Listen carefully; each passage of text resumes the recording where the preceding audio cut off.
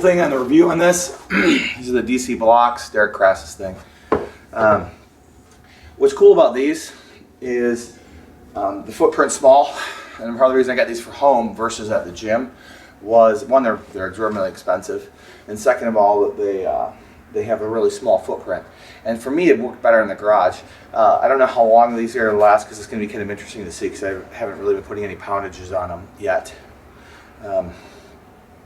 But one of the awesome things about them is that they are this like 2-inch level height change, which is kind of neat, and allows you to choose exactly how high you want. So if you've got a real problem with different positions, you can set them up so that you can pull from different places.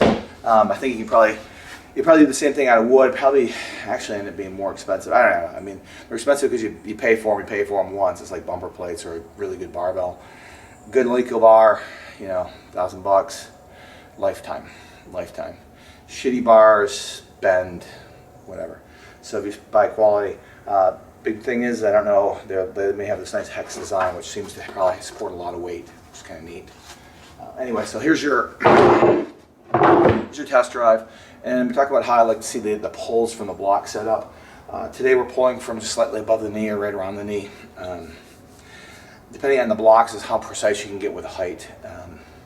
It's up to you. One of the downsides of this is that if you're not a skilled lifter and you go to return the bar back to the blocks, it's a pretty small footprint. It doesn't seem to bounce around very much, which is nice because they're kind of tight to stack. If you miss or it comes back at you, you end up with coolly bloody shins, which is something you can talk about in the bar. Cool. Wait. Pretty straightforward. Got the ideas on the setups, slightly above my knee. Somewhere here. Here's my knee. Here's my knee. Here's my metal bar. So it's above the knee, not quite the hang position. I got this part of starting position from Paul Fleschler, who was a resident coach out at Living Training Center and is the owner of CrossFit Red Rocks. Really awesome guy. Good chance to ever work with a guy.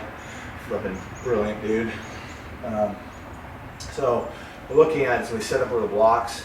Shoulders are ahead of the bar. Your back is arched and set. Now, what you're going to be doing is that a lot of people have a hitch in the middle, and this is a great opportunity to help to get rid of the hitch. Also, with the idea of having a fast turnover. I'm not blazingly fast and that great of an athlete for a 45-year-old dude, but understand is that your idea is to get your hips open and quickly down, deloading the position. So in other words, this bar is not a part of your system. You're actually picking it up right from the start, versus the hang position, which is basically teaches the same stuff. It's a little different. So from here, what I want to do is set up. Weight's kind of through my midfoot. Shins are almost vertical at this point. Or so that deficit, the deficit pretty straight vertical.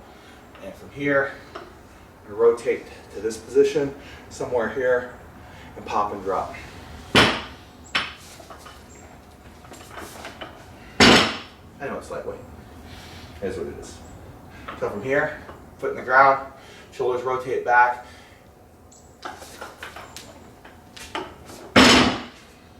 Go forward. Helps if you warm up before you do this shit. There we go. A little better, but not very fast.